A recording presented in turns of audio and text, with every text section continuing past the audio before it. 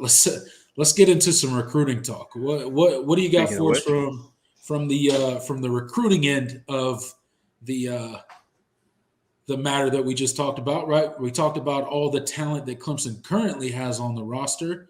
You got some news on some guys that may be on the roster come, I don't know, January next year. maybe we'll see. We'll Um, see. but no, mostly just running back and quarterback recruiting updates. I just kind of wanted to talk about it a little bit. But it seems like a 4-star running back, lone Clemson running back offer, a North Cobb product, David Eziomume. Dang it, I stuttered this when I said it. I usually get it like I've practiced so much this week getting it right. I think I have it right. Yeah, But I'm going 4-star with running you. back David Eziomume See, there you go. does appear to be nearing a decision. Obviously, we've talked a lot about him. A guy that has not, he's kind of flown under the radar because he wasn't, his junior season, he wasn't like the primary ball carrier for his high school, but he's poised to have a really big year this year. But the staff really loves him. He moves really well, and I like his tape as well. But he seems to be nearing a decision. He's mainly been deciding between Clemson and Georgia Tech. Proximity to home was a really big, factor in his decision. And he tweeted out earlier this week. He made a tweet that said lone running back offer, and then put the little ascending graph thing.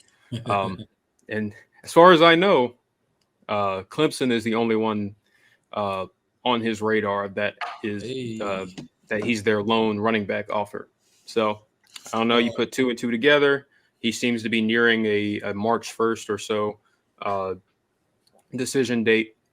I think that's a really good sign for the Tigers. Yeah. They recruited him hard. They made it clear to him that he is their only, and he's the one that they want. He's the priority, and I think it's resonated a lot with him and his family. So I think that would be a really nice get.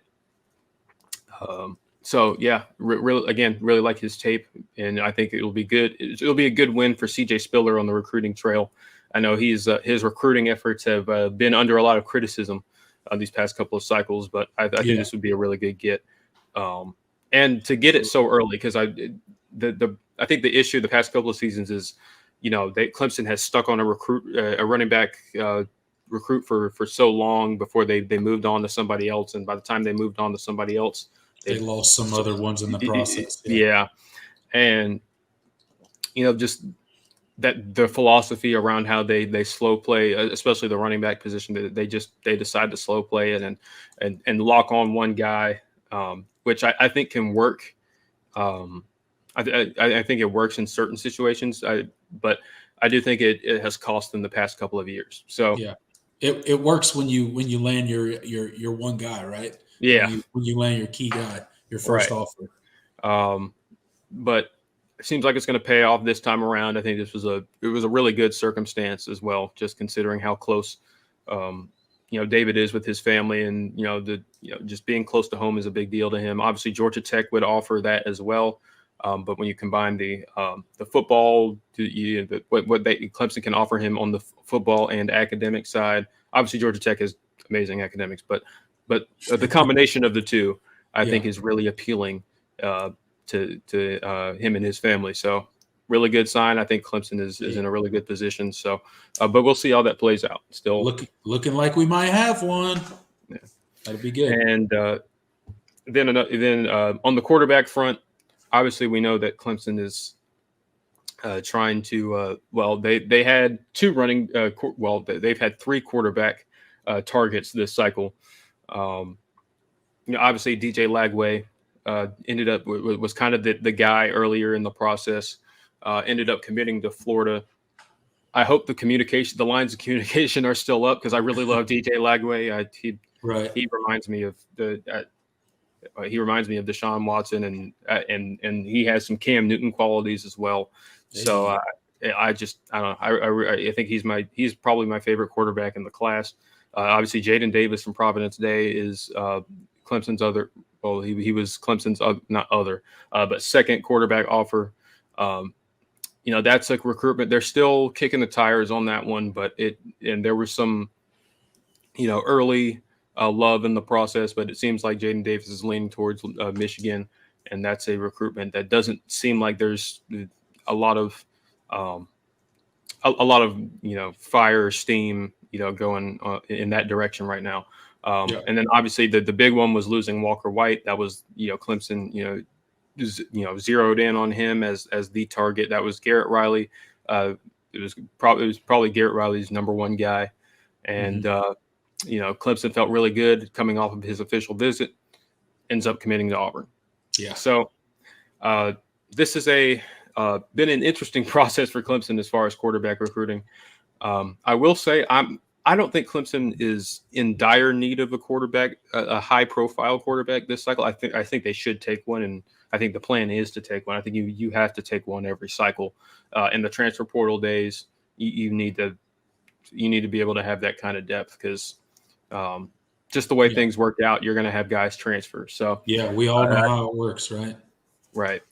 So I think they're looking hard into that. It seems like, and I see somebody have mentioned him in the comments that Clemson is kind of feeling out Aaron Noland, 4-star quarterback. I believe he's I don't remember exactly where he is in the rankings, but he's a guy that Clemson has reached out to. They've been in contact with. They have not extended an offer to him because obviously, the way Clemson recruits, they want you to they want you to visit first because they see recruitment as a two-way street, and that's kind of how they filter out the guys that are serious and the guys that are just looking for a free visit. So, Clemson always wants their guys to come on their own and visit before they actually extend an offer. And Aaron Noland is a guy that has garnered some interest from Clemson. So we'll see how that plays out. That, again, they have not offered.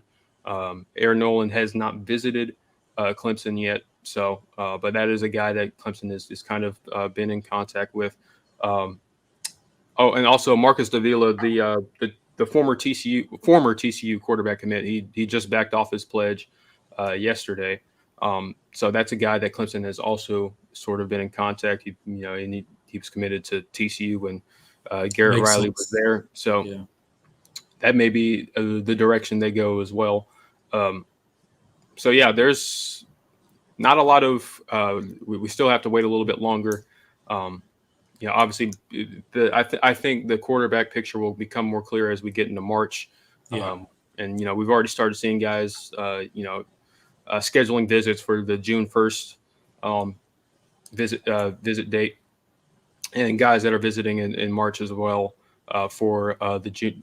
Well, I guess it's second junior day, I guess. Yes.